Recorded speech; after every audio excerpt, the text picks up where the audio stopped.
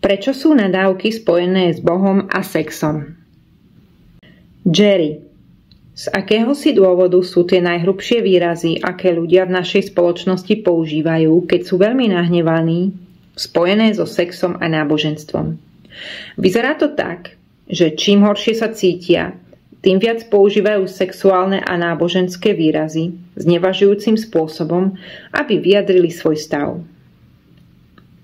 Abraham.